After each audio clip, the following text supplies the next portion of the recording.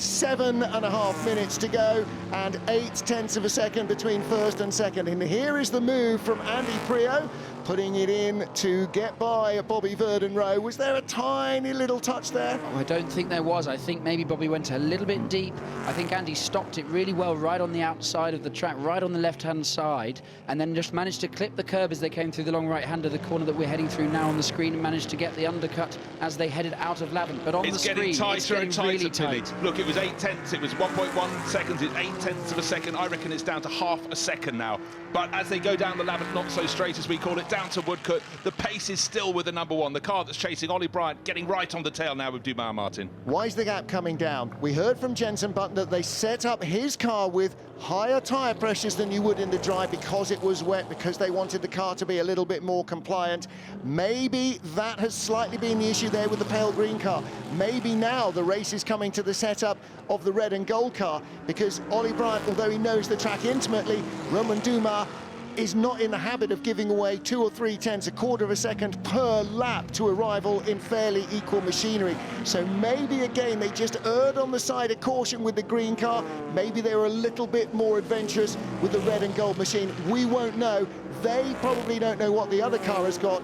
All that matters is 6 minutes, maybe 5 laps, maybe only 4, for Ollie Bryant in second place to win this Royal Automobile Club Tourist Trophy race. Remember, a couple of years ago, they had heartbreak in this race, this car, the Bryant car, ending up in the wall at turn 1 with about 5 minutes to go. Last lap round, that was the most sideways I've seen Dumas into the last corner. I think he might be struggling a little bit with tyres here, Martin. Yeah, could be too high tyre pressures. Very slow Corvette. There's the Stingray going very, very slowly, so there will be blue flags out, white flags for the slow-moving vehicle. They go by safely, and both drivers just being a little bit cautious there, because any tiny error now, any tiny error can lose you the race, whether you're in front or behind. So Dumas still leads, Bryant right behind him. Squirreling on the brakes there, Romain Dumas. As you can see, Ollie Bryant is so much better into Woodcote, and he's cut that gap now to 3.5 and that is one of the best overtaking points on the track, Woodcote. Let's see how he gets on next lap. Bruce, that ain't 3.5, that's 1.5 car lengths. It certainly is. It's 4.5 coats of paint if I'm applying it, but over the start-finish line they go. Just bear in mind, Ollie Bryant has been racing this fantastic number one Cobra for year after year. It's not just the time in the cockpit, it's the time in the changeable conditions. Can he carry a bit more momentum through Madrid? First part, yes. Second part, yes. Now, of course, Martin, he's getting into the slipstream as they blast down towards Ford Water. And, of course, Romain Dumas isn't exactly a virgin here at the Revival on the Goodwood Motor Circuit either. He's got plenty of races under his belt here. So which way is it going to go? Le Mans winner or have a go historic hero Ollie Bryant? It's going to be very close. I don't think there's going to be much more than a coat of paint between them at the end. Penalty for a short pit stop, 21 seconds. Ah, disaster. That's why they came out so far ahead. Now, of course, Ollie Bryant won't know that. Romain Dumas won't know that. They will continue to battle. 4 minutes left, and suddenly, exactly as we feared, the race complexion has changed. This will drop them effectively into 4th place in the green car. So Pirot now looking for second, Priaulx now looking for third. But what will the drivers be told? How can you tell them this on a pit board? Okay, the penalties are applied in the graphics. So number one is at the top. The exclamation mark in red shows the Shepherd Dumas car now fallen behind the Wakeman Pirot Lister Jaguar Coupe. So first and second on the track is not first and second in results. It's actually first and fourth, and possibly falling down to 6th. So they're going calm. I don't think he will. But you know, Ollie Bryant said, why do you want me to slow down? You know, you can't put on a pit board. There's been a penalty for the car in front. You're now the race leader. There's not enough room for that. They're trying to get him to not throw it away. Martin, here's the thought. What if these two clash without any reason to do so? Because they're not fighting actually for the lead. That could suddenly present victory to Wakeman and Pirot in the Lister Jaguar Coupe. We don't want any contact at all, but quite rightly, you can't read a pit board that says that much to you. So Ollie Bryant, in fact, he was probably so close to the back of the number 47. I think he's going under him here. He might get under him here. He is. He's got past him. He's on the outside line, though, into Lavant corner. Can he go all the way around the outside? They both brake really late. The 47's squirting under brakes, but he'll go for the cutback. Can he get back under him now? No, he can't. But remember, Dumas is struggling on the brakes into Woodcote, so if he can tuck back in now, Ollie Bryant, tuck into the slipstream of that 47 car, he's not even going to wait, he's looking to the outside. Yeah. We're coming down into the braking area, Martin, this could be it. Ollie Bryant knows this car so well, knows this track so well. Romain Dumas dancing under braking, Bryant on the outside, he's being very brave, trusting Dumas to give him room, can't make it the long way round the outside, looking to cut back into the chicane, that's not going to work either. They are going to... This is how it would have been in period. A penalty would have been applied ages after the race, but Romain P4 again coming across the line. Dumas goes, what does that mean? Even if Bryant can read it, what does that mean? 2 laps to go, and they will have a little stopwatch on the dash to tell them how little time is left, as well as the countdown on the pit board.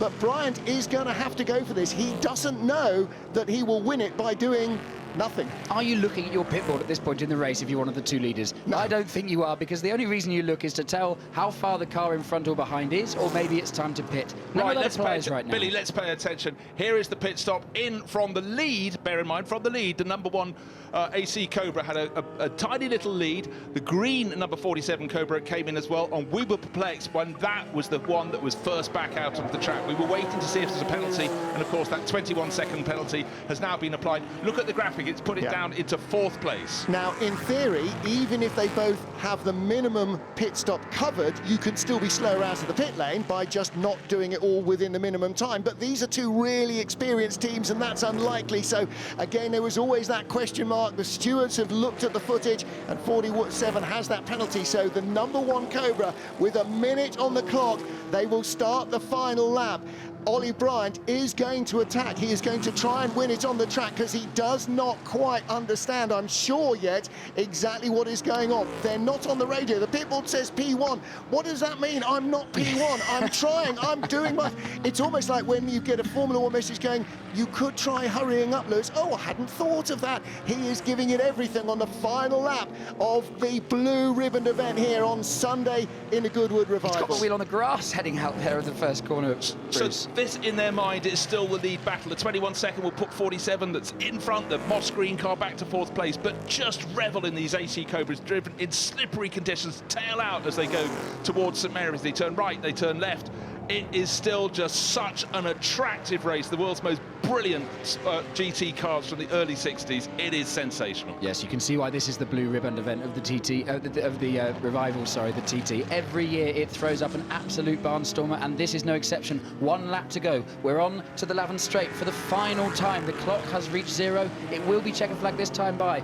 I don't think Ollie Bryant is close enough to have a go into Woodcote this time. He'd have to have an incredible move from that, but he closes up on the brakes, and the Dumas Cobra squirrels under brakes, Martin, as they turn into the right-hander. Yeah, Romain Dumas doing just enough to take it through Madrick and through Woodcote and into the chicane. He will be the first man at the checkered flag, but with a pit stop penalty over his head, he will not win this race. Victory then goes to car number 1. Darren Turner started it and led early on into the pit lane, and Ollie Bryant charged after Romain Dumas, closed him right down to take victory. But back to the action, Andy Priaulx having a sneaky look down the inside, using a little bit of curb. Is he able to do it? No. But the E-types are catching the AC Cobra, as we were told, in the wet conditions. The independent rear suspension, better drive off the corners, and the sheer horsepower of the AC Cobra, normally in a straight line, has the advantage, but it's proving difficult. And Ollie Bryant's now having to defend the lead in the RAC TT. Still 12.5 minutes to go. Tricky times. The track will start, hopefully, to give them a little bit more grip as we go through. But who knows how this is going to work. Andy Priaulx, look how close these 3 are. They're almost touching. They are almost touching. They were doing the 2 minute 4 seconds. They're now into the 1:59s, 1:56s from Priaulx. So the lead car of Bryant will be hoping that it continues to dry at a quick rate, which will really help the AC Cobra. But of course, these E-type Jags will be hoping that the total opposite, if Priaulx has another little look down the inside of the Minassi car. Yeah, doesn't quite work for him, but you're looking at how close the top three are now. You're riding on board. Oh, the touch! Oh my goodness, that wasn't planned. That was just, and I'm sure that he'll actually apologise for that. It was unfortunate. You don't expect to have to lift, do you, in that situation? Wow, it's so lucky that the 88 didn't go into the barrier, but of course, Andy Priaulx would, like you said, be very apologetic because he didn't mean to. He was having a look one way, having a look another way, and it was just really, really unfortunate. Now, as they go through the first part of St Mary's, a little bit of bodywork rub damage there from the contact, as we're going to have a little bit of a replay now. So you'll see Priaulx have a look on the inside.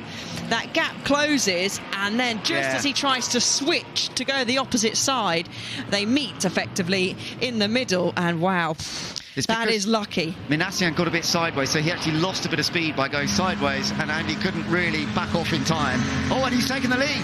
Andy Priaulx has got past. He's got past Ollie Bryant, who's in second place, although that second place might not last long either, because Nicolas Minassian's right behind him. Well, Andy Priaulx is driving absolutely superbly in this Jaguar E-type. They knew in the dry conditions that the AC Cobras would have the advantage with that straight line speed, but in the wet conditions, the Jaguar E-types are flying along now, and Andy Priaulx has done an absolutely superb job. But what about Minassian? Can he find a way through? Well, he's having a look, isn't he? He's keeping himself nice and tidy through the chicane. He'll know that Cobra will be squirming coming down the straight. Has, of course, the straight line speed advantage, as you can see from the onboard, but then he just continues to squirm all the way down the straight.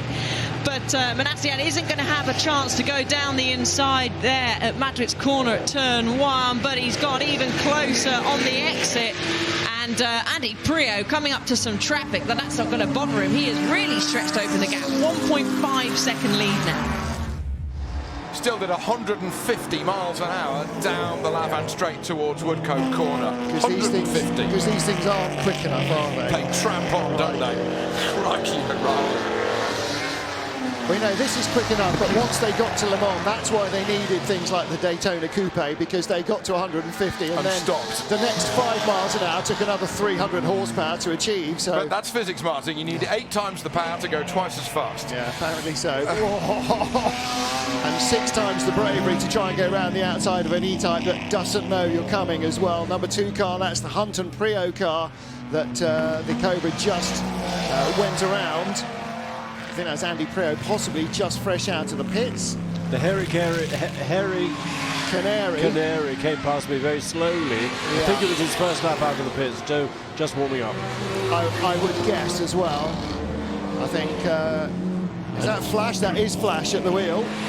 The 94 Cobra. Cheeky going through, not losing much time into that final chicane. 5th at the moment is Sheds on a 127.3. Purple first sector. It's looking good, it's looking pole position. Fantastic. And he caught Anthony Reid and Nick Minassian's car on the run into the chicane. So there's little enough. Look at the contact patch. The tyre actually looks quite fat, but look how small the contact patch is compared to how rounded the sidewalls are. You know, that's historic racing tyres for you, and they're all treaded.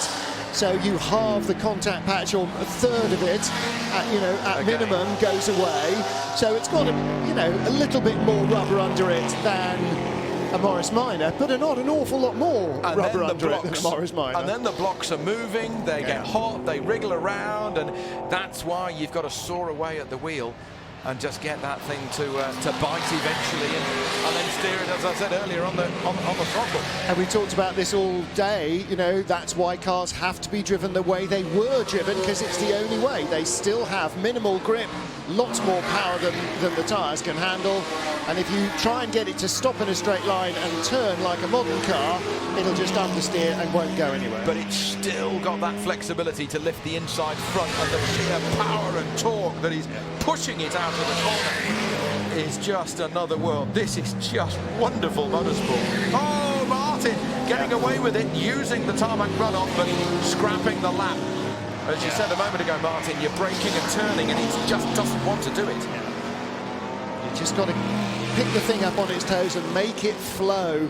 Dance. Yeah. aiming it inside the apex and allowing it to drift past, just brushing the curbs. And again, watch him there under braking. Here we go, turning into Woodcote. And just got in a little late on the brakes, wasn't able to really get the car rotated, and then trying to find the front end like a modern car, and there just isn't the tyre there to do it. Martin's been doing lap after lap over 150 miles an hour down the straight. Yeah. Brilliant.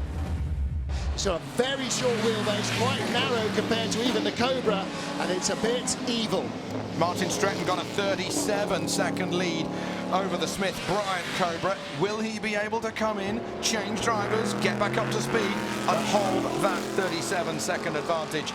That is the question we are waiting to see. Another 6.5 minutes of the pit window being open. It's going to be interesting to see, isn't it? Because he's trying to get a road, Martin. He's trying to get a road. He just about held it together. He was turning left to go into the right-hander at Madgwick, held it all together. That was a moment, even for Stratton, and he's even more on the grass as he's on the way out. Keep it together. I think he feels that the challenge for him is not the number 11 Cobra in second, but the fast approaching number 1 Cobra in third.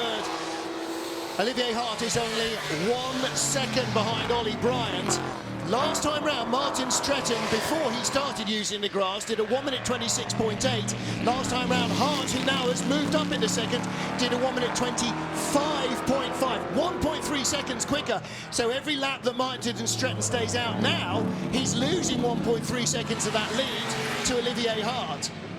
He's got to hand over as much as he can to Carsten LeBlanc, but they're going to take time to change over in the Cobra. Great racing here at Revival. Great racing. The Royal Automobile Club TT celebration race. Absolutely Harry Flatters is coming down that back section. Is Martin Stretton, he locks up again. Don't see as many mistakes as that in a lap from Martin Stretton very often. Don't see that many in a race, never mind in one lap. He's gone on the grass twice, he had a monster lock up the chicane coming in. And there is Alex Brundle right behind Jenson Button. Well, he's already tucked up one Brundle. You've got to do the dads and lads combo, haven't you? Got to get the set, but I think this is a fantastic opening stint from Bill Shepherd. Yeah. Bill is the owner in this car, let's remember.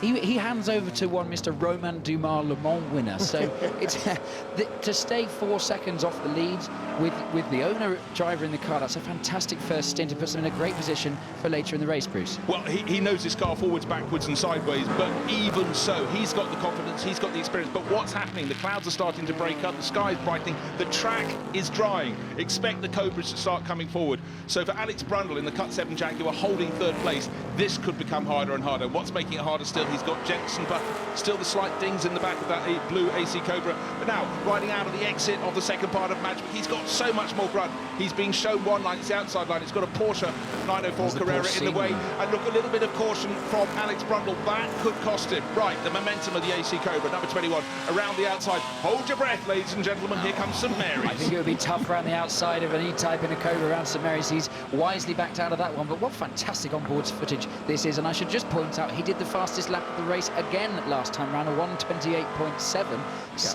5/10 of a second quicker than the leader. So if Jenson can clear Alex Brundle, who himself did the fastest lap of the race of that car last time round, let's see how far he can go. Not only is Jenson a second quicker than anybody else on track at the moment, his best lap is very nearly a second quicker than anybody has managed at all so far, but the pace will come up.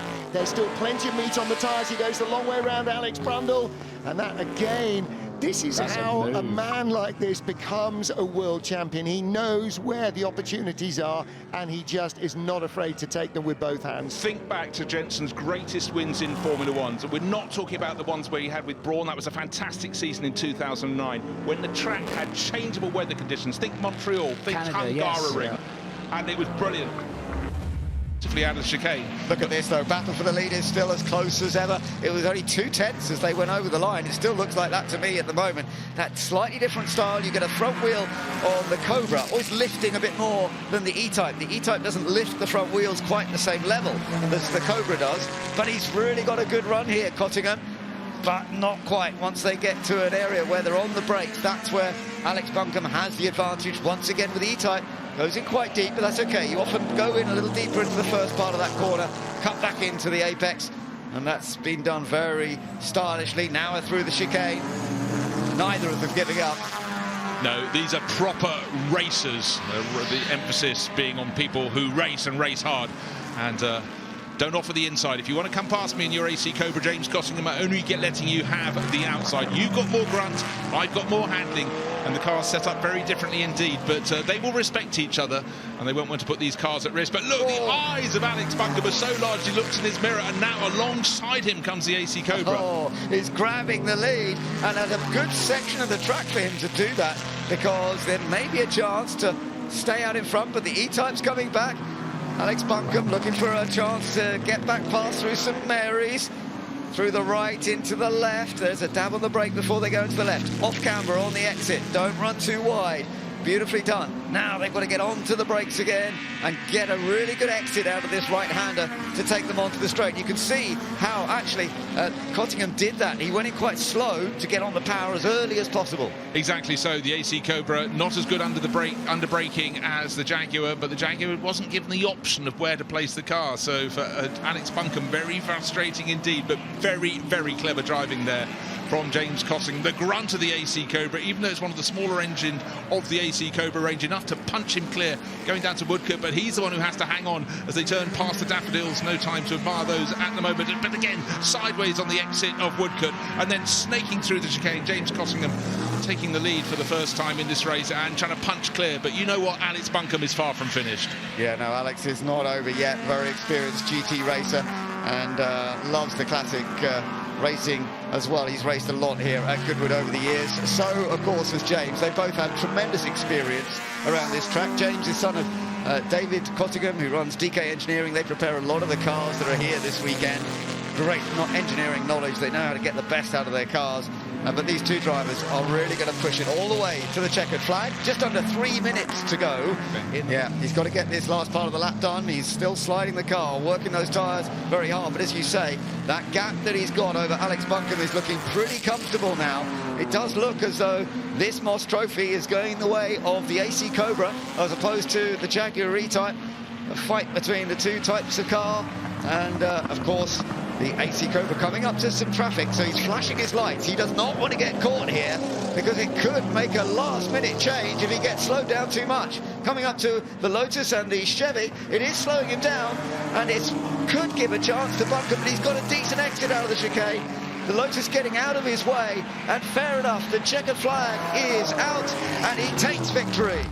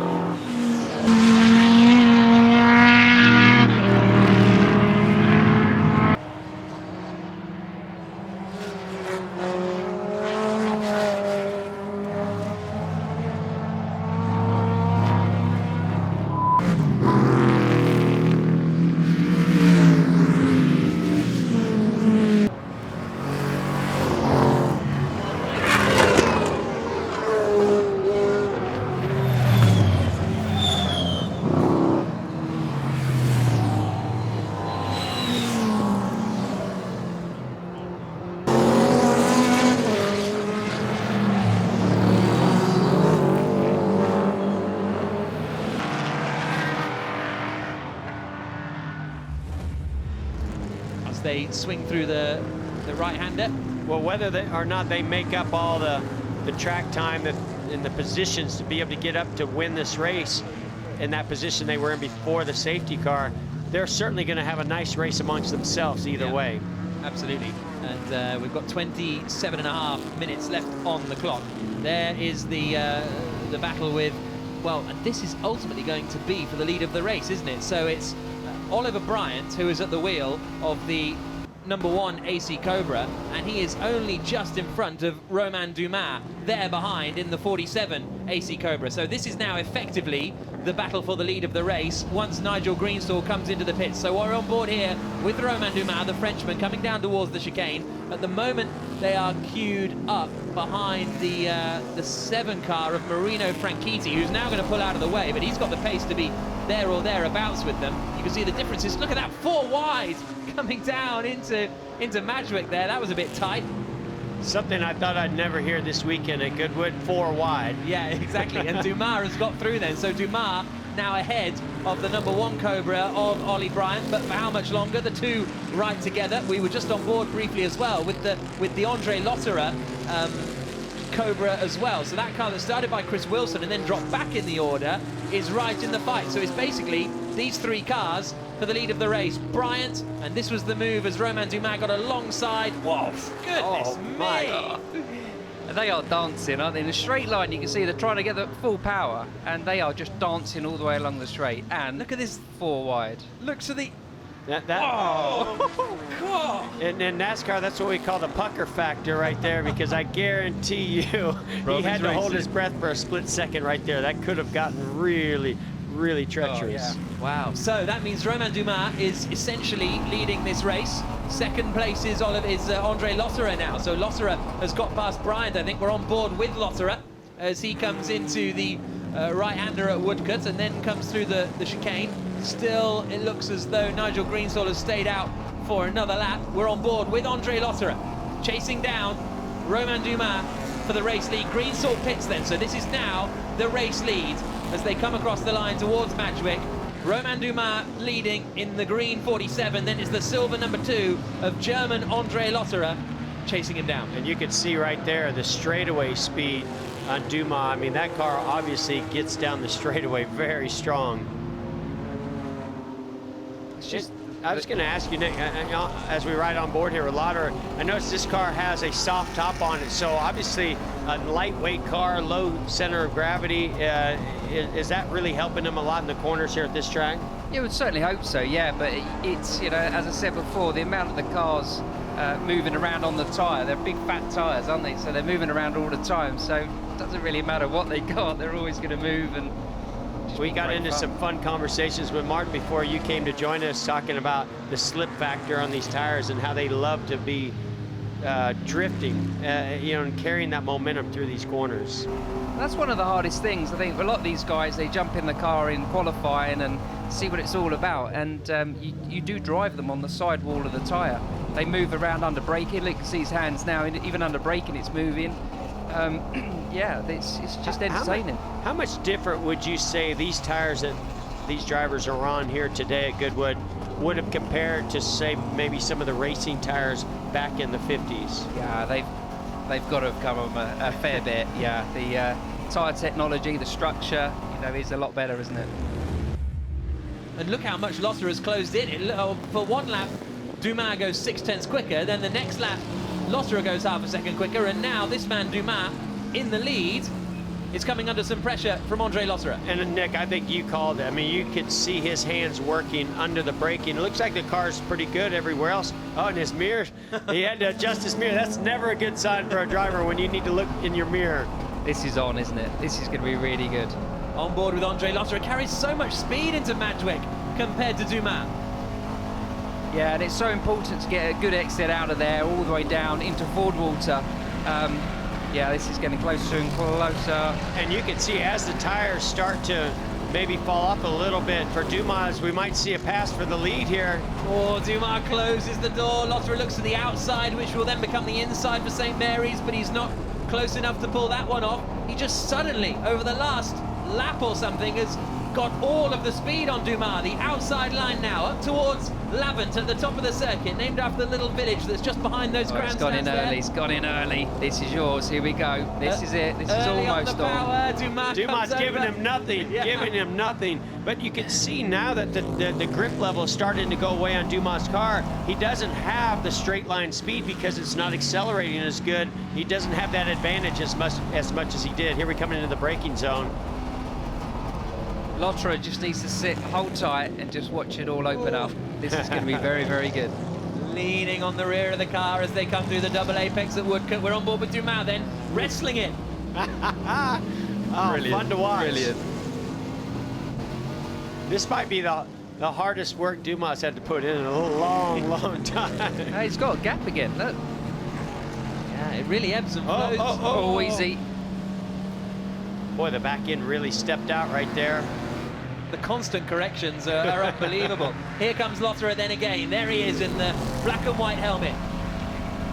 The Porsche Le Mans driver of the past. He's got such a great run. This surely is going to be it. Coming up the inside as they head up to St. Mary's, and he's through. Lovely. And you know, that move was set up a lap ago. He tried to make that move, didn't make it stick. He knew that was an area he had an advantage on Dumas, and that time he went for it, and he was fully committed, wasn't he? He was, and when that maneuver works, it's so nice. You know, just hug it tight and then just get your foot down. It's brilliant. And you got to believe that Dumas, he saw what was happening in his mirror, and he probably said, okay, I'm not going to put up too much of a fight this time. And it's fast. It's fast down to no name. It's so fast there. So Andre Lotterer leading the way in the number 2 AC Cobra. Romain Dumas still has a lot of speed down the back straight, but hasn't got the advantage that he did have. Now running in second position behind Andre Lotterer. Oliver Bryant is still in third place, but he's dropped a little bit back. Here's the replay of the move from Lotterer, and he just fires it up the inside with the extra speed he took through Ford water. And I guess there's nothing Dumas could do there. No, there really wasn't. I mean, through Ford water, Lotterer is so smooth and so fast. The car just yaws out the perfect amount. You can hear Dumas playing with the throttle even through that section. And it's just on the exit corner there, just a bit of oversteer, and that's enough, isn't it? He's through, and he's leading.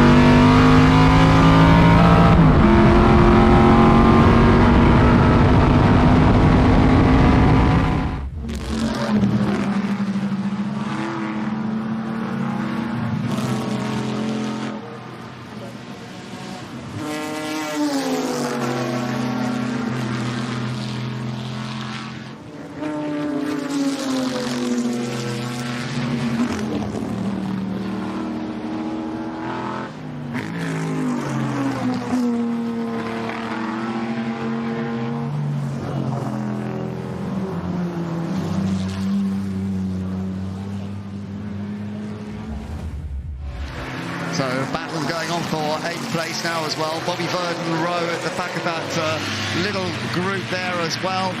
And 7th place, in fact, could be what they're actually chasing, because that's where the number 23 car is currently. The Ed Jones, Joe Twyman. Joe Twyman at the wheel at the moment, under the pressure as well from Chris Payton.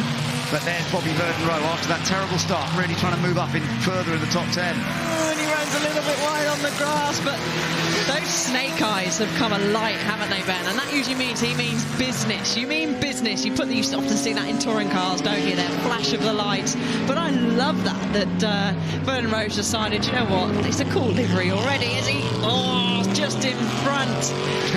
Riding slightly wide is the Brayton Neal car. That allows Verdon Rowe down the inside and just in front. Oh, do they manage to go through without contact? Yes, they do. But the car in front, the Twyman Jones car, clips the barrier there at the chicane. So a great move from Verdon Rowe, capitalise on the mistake of the car in front.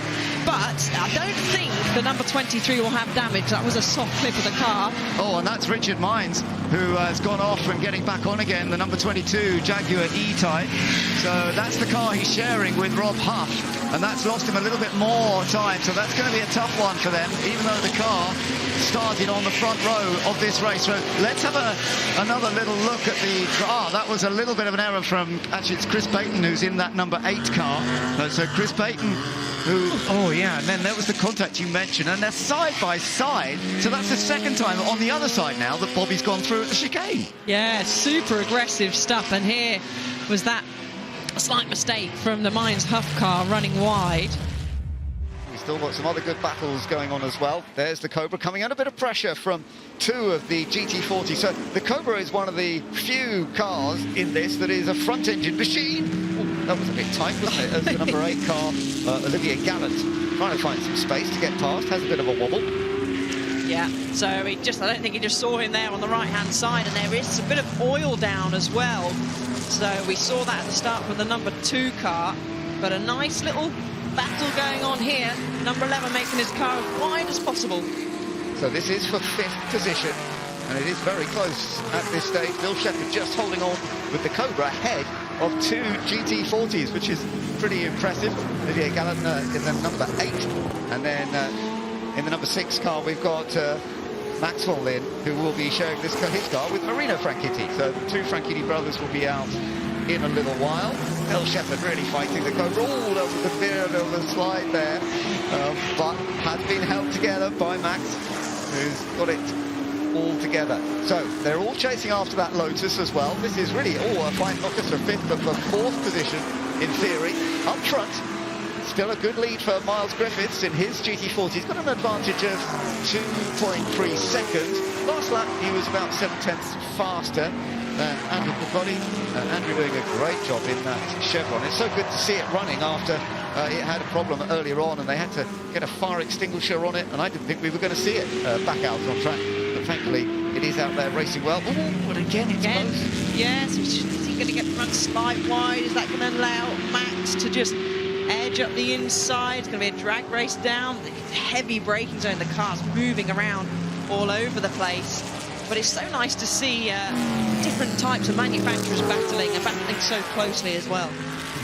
Well, let's see how this continues. Down the straight, the Cobra still has good straight line speed, there's no doubt about it. You can see he's not under so much pressure as they come down the straight, but coming down into the braking area, perhaps the GT40 will have just a little bit more. It certainly closes up, closes up, closes up. Oh, Bray, I was thinking that's Bray round there, but he might have got the cut back into the chicane. It's not a corner you take 2 by 2, and he's done it. Fantastic. Sold the dummy. That was very, very well done. No doubt about it. So Olivier Gallant has got that car up past the Cobra. It's the car he's sharing with Nicolas Minassian, but the Cobra's coming back. Straight line speed is impressive. Trying to have a little look, but no, can't quite make it. Has to hold back. Yeah, Bill thought about it and thought better of it, I think, but he's now going to come under attack as well from the number 6 car. Yeah, that's Maxwell Lynn in that car at the moment, and he's seen how you can do it, but can he repeat it? Can he find the same path? Oh, he's going to have a look. Thought he was going to have a little look into St Mary's, but he thought better of it again. So let's see if he just tries to time it a little bit better.